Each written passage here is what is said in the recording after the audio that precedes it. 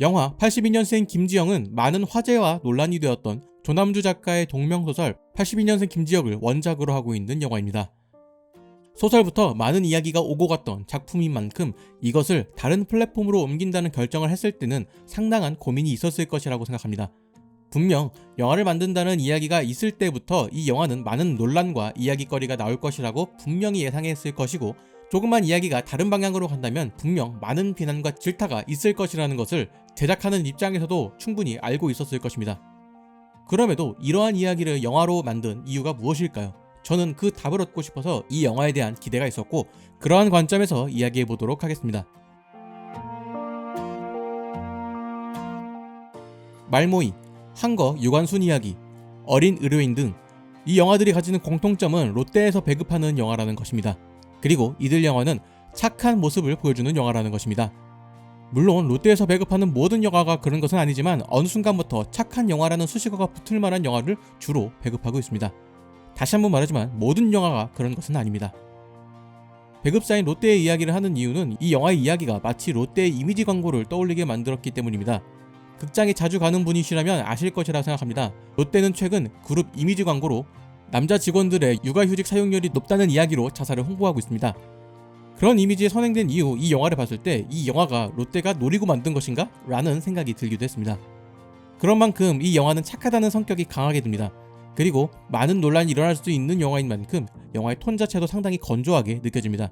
연출의 개입 없이 있는 그대로를 보여준다는 느낌이 강하게 드는 영화입니다. 이러한 시선은 한거 유관순 이야기와 어린 의뢰인에서도 볼 수 있었던 모습입니다.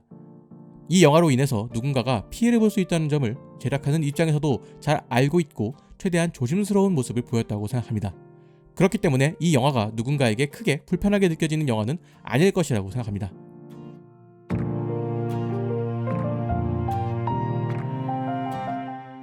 저는 82년생 김지영이라는 소설이 출간된 초기에 이 책을 접했습니다. 책을 보면서 별다른 생각이 들지 않았습니다. 그저 현실이 어느 정도 반영된 하나의 이야기라고만 생각했습니다. 제가 소설을 읽고 별다른 생각이 들지 않았던 이유는 소설이기 때문입니다. 말 그대로 창작된 이야기라는 것이죠. 소설이기 때문에 사회 현상들을 단편적으로 모아서 한 인물에게 주어질 수 있는 것입니다. 물론 그것이 옳은 방법이 아니라고 생각할 수도 있습니다. 하지만 불가능하다고 볼 수는 없는 일이죠. 뿐만 아니라 그런 차별을 받는 대상이 오로지 김지영이라는 인물만 등장하는 것이 아니고 주변 인물들이 그녀를 위해서 아무것도 안 하는 상황도 아니기 때문입니다. 그렇기 때문에 저는 이 책을 읽고 그럴 수도 있겠다 정도로 생각을 했습니다. 이 책의 목적도 그런 것이라고 생각합니다. 강하게 무언가를 어필하는 것보다는 이러한 이야기도 있으니 한번 귀 기울여 달라 라는 정도의 어조를 가지고 있다고 생각합니다. 누군가는 이 책이 너무 극단적인 사례만 모았다고 생각할 수 있습니다. 하지만 이러한 사례들은 실제로 흔히 있는 사례라고 생각합니다. 책을 읽던 중 가장 기억에 남는 문장은 택시가 더 무서워요 라는 버스 정류장에서 보게 된 한 여자의 이야기였습니다. 그리고 궁금해졌습니다. 그래서 제 주변에 있는 여성 친구들에게 물어봤을 때 대부분은 이러한 이야기에 동의를 했습니다. 저의 친구들이 유별난 것일까요? 저는 그렇지 않다고 생각합니다. 이러한 생각은 저희 어머니도 가지고 있었고 자신의 여자친구가 탄 택시의 차 번호를 찍거나 외우려고 하는 남자들의 행동을 봐서도 알 수 있는 것입니다. 대다수의 문제가 아니어도 소수의 문제가 있더라도 그 피해자가 자신이 될 수 있다는 공포가 있다는 것에는 공감할 수 있을 것입니다. 남자들이 군대를 가면 선임들의 괴롭힘이 있을 것이라는 막연한 공포가 있는 것과 비슷하다고 볼 수 있습니다. 일어나지 않으면 좋겠지만 그런 일이 발생할 수도 있다는 것만으로도 공포가 될 수 있는 것이죠.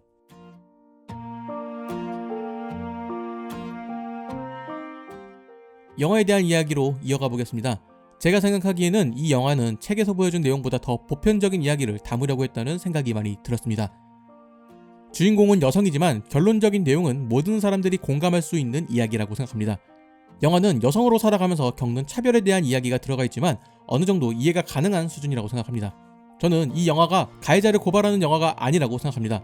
그 이유는 가해자를 고발하는 영화였다면 그 가해자에 대한 지속적인 노출 혹은 나쁜 사람이라고 낙인을 찍는 듯한 묘사가 있었어야 한다는 것이죠. 하지만 이 영화는 그런 차별적인 요소들이 등장하는 장면들은 파편적으로 보여주고 있습니다. 즉 김지영이라는 인물의 일상에서 아주 중차대한 영향을 끼치는 사건들로 묘사를 하고 있지는 않다는 것이죠. 다만 어느 특정 상황에서 과거에 있던 일을 떠올릴 때 그런 일들이 있었다라는 식으로 보여주고 있습니다. 그렇다면 이 영화가 김지영이라는 인물을 내세운 이유는 무엇이냐? 그것은 이러한 사회에 대한 환기에 그 목적이 있다고 보입니다. 주변 인물들이 그녀에게 하는 행동에 대해서 죄의식 자체가 없었던 것입니다. 그래도 된다는 풍토가 존재하던 시대라고 볼 수 있습니다. 하지만 지금은 그렇지 않다는 것을 영화는 강조하고 있습니다. 영화를 보면서 감명 깊었던 부분입니다. 특정 인물이나 집단의 잘못이라고 이야기하지 않습니다. 다만 지영이라는 인물이 이러한 환경에 처하게 된 이유에 대해서 생각해보게 만듭니다. 지영의 학창시절 버스 정류장에서 있었던 일에 대한 에피소드를 이야기해보겠습니다.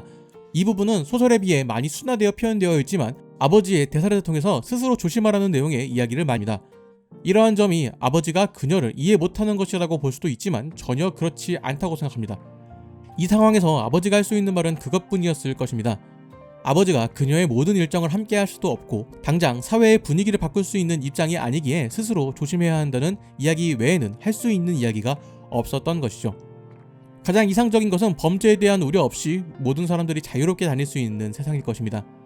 이상은 그렇지만 현실은 그렇지 않습니다. 그렇기 때문에 차선이라도 할 수밖에 없는 것이죠. 아버지의 입장에서는 그 차선이라고 생각하는 이야기 말고는 해줄 수 있는 것이 없는 것입니다. 그렇기 때문에 그런 말을 하는 아버지의 표정도 그리 좋지 못하다고 생각합니다. 국중 지영은 출산 후 육아를 하면서 자신을 잃어버린 인물로 묘사가 되고 있습니다. 대현은 그런 지영이 자기 자신을 찾을 수 있도록 도와주려고 합니다. 하지만 가장 큰 문제는 지영이 자신에게 문제가 있다는 것 자체를 모른다는 것입니다. 자신이 자신을 잃어가는 것 자체에 대한 인식이 없는 것이죠. 이러한 부분은 영화의 후반부에 어떤 인물의 대사로도 묘사됩니다. 자신의 문제를 인식하고 그것을 고치려고 하는 것부터 변화를 할 수 있는 가장 큰 시작이라고 말하고 있습니다. 그녀가 자기 자신을 찾아가는 것은 혼자 할 수 있는 것이 아닙니다. 주변 사람의 관심이 필요한 일이죠. 그렇기 때문에 이 영화는 스스로 알아야 한다고 이야기하고 있습니다. 자신과 마주할 용기가 필요합니다. 지금 나의 모습이 어떤지 알게 된다면 더 많은 변화를 가져올 수 있을 것입니다. 김지영이라는 인물이 어떤 인물이었는지 잊고 있었던 지영은 영화의 결말에 소설과 다른 이야기를 보여줍니다. 이러한 모습은 지영이라는 인물이 자신과 마주하게 되고 자신의 모습을 찾아가는 하나의 과정이라고 볼 수 있는 것이죠. 그럼에도 이 영화가 불편하게 느껴질 수도 있을 것입니다. 영화 속에서 차별적인 언행이 등장하는 장면들은 조금 억지스럽게 느껴진다고 볼 수도 있습니다. 저도 이러한 부분이 영화의 단점이라고 생각합니다. 자연스럽게 이어진다는 느낌보다는 이러한 상황을 예시적으로 보여주기 위해서 단편적인 상황들을 가져왔다는 생각이 듭니다. 하지만 앞서 이야기했지만 영화는 불편하게 바라보는 시선들을 계몽시킬 목적을 가지고 만든 영화는 아니라고 생각합니다. 그런 목적을 가진 영화였다면 영화 서프라이즈트처럼 여성들의 격한 반발이 가시적으로 등장했어야 합니다.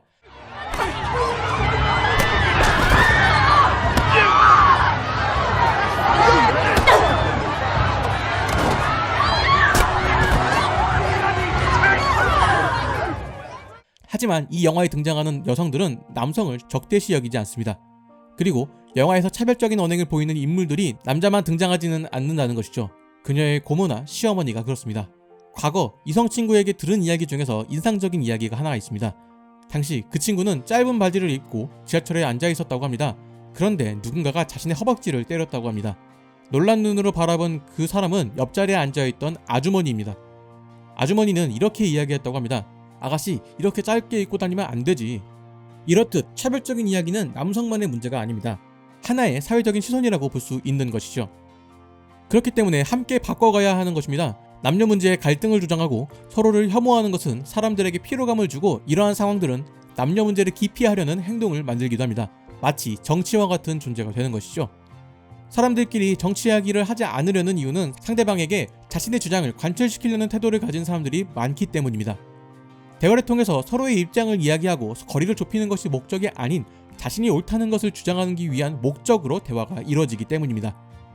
이러한 문제는 남녀 문제에도 비슷한 양상을 보이고 있습니다. 서로가 서로를 이해하기 위해서 이루어지는 대화가 아니라 모두 자신이 피해자라고 주장하고 있는 것이죠. 그렇기 때문에 두 집단은 거리를 좁힐 수가 없는 것입니다. 개인적으로 이 영화에서 가장 중요한 역할이라고 생각하는 인물은 대현이라는 인물입니다. 영화가 말하고 싶은 이야기는 모두 대현이 보여주고 있다고 생각합니다. 그렇기 때문에 이 영화를 조금 더 보편적인 이야기라고 볼 수 있을 것 같습니다. 지영이라는 인물은 평범한 여성이지만 산후 우울증이라는 문제를 가지고 있는 인물입니다. 그렇기 때문에 인물이 겪는 감정에 대해서 100% 이해하지 못하는 분들이 있을 수도 있습니다. 그녀와 같은 질환을 겪어본 사람이 아니라면 그녀의 감정에 대해서 쉽게 이해한다고 하지 못할 것입니다. 그렇기 때문에 영화는 그런 지영을 바라보는 대현이라는 인물에게 조금 더 포커스를 두었다고 생각합니다. 영화의 비중 자체는 지영에게 있으나 주요 이야기는 대연에 의해 진행됩니다. 그녀를 지켜보는 주변 사람들의 이야기, 그 중에서도 가장 가깝기 때문에 더욱 조심스러울 수밖에 없는 인물인 것이죠. 그의 시선이 많은 사람들이 김지영이라는 인물을 바라보는 시선이라고 생각합니다. 자신도 지영이라는 인물이 이렇게 된 것에 대해 원인이 있을 수도 있다 라고 생각하는 것이죠. 그렇기 때문에 더욱 조심스러워지는 것입니다. 대연이 그렇습니다. 그녀가 산후 우울증에 걸린 것이 자신 때문에 그럴 수도 있다는 생각을 하는 것입니다. 그렇기 때문에 지영에게 쉽게 말하지 못하는 것이죠. 이러한 내용은 아이를 가지기 전 회상하는 장면에서 더욱 자세하게 알 수 있습니다. 남성은 여성에 비해 임신이나 출산 후 변화에 대해서 정확하게 인지하지 못합니다. 무엇보다 여성에게 임신과 출산이라는 것은 당장 자신의 신체에 상당히 많은 변화를 가져오기 때문에 가볍게 볼 수 없는 일입니다. 그런 것에 비교적 자유로운 남성들은 그런 여성의 걱정에 대해서 깊은 공감은 하지 못할 수도 있습니다. 그렇기 때문에 대연은 자신의 잘못이라고 생각을 하는 것입니다. 그녀가 가지는 걱정에 대해서 깊게 생각하지 못했을 것입니다. 자신이 잘해주면 괜찮아질 것이라는 막연한 믿음이 있었던 것이죠. 그렇기에 그녀에게 산후 우울증 증상을 쉽게 말하지 못하는 것입니다. 그것은 지영이 자신과 대면하는 일이기도 하지만 대연도 자신과 대면하게 되는 일이기 때문이죠. 무엇보다 자신이 사랑하는 사람이 괴로워하는 것을 누가 마음 편하게 볼 수 있을까요? 그러한 시선을 조금 더 확장하면 지영의 어머니의 이야기로 볼 수도 있습니다. 어쩌면 영화의 진짜 주인공이라고 할 수도 있을 것입니다. 너는 엄마처럼 살지 말아라 라는 메시지를 주고 있는 인물이기도 합니다. 영화는 전체적으로 육아에 대한 이야기와 고민이 주를 이루고 있습니다. 이러한 점은 소설과 다른 부분이라고 볼 수 있습니다. 어쩌면 조금 더 보편적인 공감을 얻어내기 위한 소재일 수도 있겠죠. 지영이 복직을 하기 위해서는 아이를 봐줄 사람이 필요합니다. 하지만 이러한 과정에서 그녀는 회의감을 느낍니다. 베이비시터를 구하기도 힘들 뿐더러 자신의 월급을 고스란히 베이비시터에게 주면서까지 일을 해야 하나 생각하는 것이죠. 심리 상담을 받으러 간 지영이 검사비가 35만 원이라는 이야기에 돌아온 것을 생각하면 충분히 가능한 일이라고 생각합니다.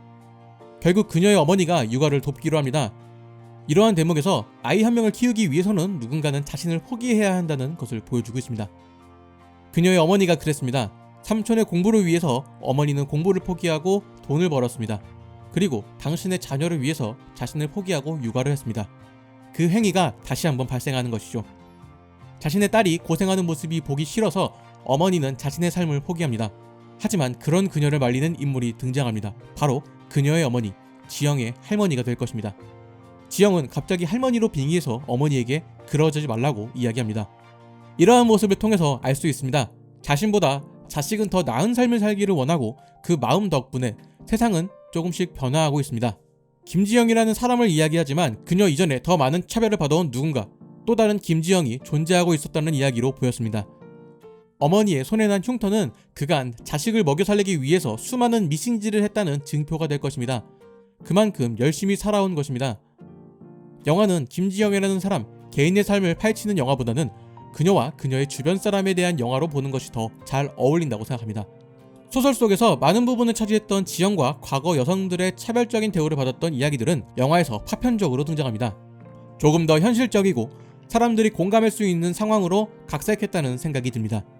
이러한 변화는 많은 사람들이 공감할 수 있도록 가닥을 잡았다고 볼 수 있습니다. 후반부에 지영과 어머니가 통화를 하는 장면이 있습니다. 두 사람은 서로의 안부를 묻습니다. 밥은 먹었니? 라는 물음에 지영은 딸의 식사를 챙겨주면서 먹었다고 대답합니다. 어머니는 아버지의 식사를 챙겨주면서 먹었다는 이야기를 합니다. 그렇게 두 어머니는 자신보다 가족을 챙기는 것이 우선이 되어버린 인물이었습니다.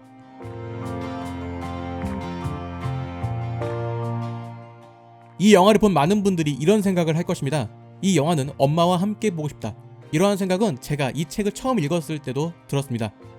82년생 김지영이라는 콘텐츠가 가지고 있는 이야기는 82년생의 이야기라고 보기에는 시대가 맞지 않다고 생각할 수도 있습니다. 2019년을 기준으로 아직 39살의 나이이며 일부의 시선에서는 이 세대가 혜택을 본 세대라고 보기 때문이죠. 그러한 이야기를 작가 또한 알고 있었을 것이라고 생각합니다. 그럼에도 82년생이라는 캐릭터를 설정한 이유는 비로소 그런 사회와 맞설 수 있는 세대이기 때문이라고 생각합니다. 그전까지 차별을 받아온 앞선 세대와 달리 그런 차별에 당당히 맞설 수 있는 시대가 되었고, 이전 세대의 지지를 얻어서 사회 앞에 당당하게 나설 수 있는 세대를 대표하는 의미로 82년생이라는 설정을 했다고 생각합니다. 그리고 이러한 설정에 대한 이야기를 소설과는 다른 결말을 통해서 영화는 이야기하고 있다고 생각합니다. 82년생 이후에 태어난 여성들에게는 이러한 일이 일어나지 않았으면 하는 마음이 담겨 있는 것이라고 볼 수 있습니다. 그리고 이제는 맨 처음 들었던 물음에 어느 정도 답변을 할 수 있을 것이라고 생각합니다. 많은 논란이 있었던 이 소설을 왜 영화로 만들고 싶었는지. 소설이 아닌 영화로 이야기했을 때 더욱 효과적인 이야기가 있고 조금 더 보편적인 시각으로 소설의 이야기를 풀어내고 싶었을 것이라고 생각합니다. 책과 달리 영화는 누군가와 함께 즐길 수 있는 컨텐츠이며 영화가 끝난 후 그 사람과 이런저런 이야기를 할 수 있을 것입니다. 이러한 문제에 대해서 더욱 자유롭게 이야기를 할 수 있는 환경을 만들고 싶은 마음이 있었을 것입니다. 더군다나 이러한 이야기를 조금 더 많은 사람들과 함께 하고 싶었을 것입니다.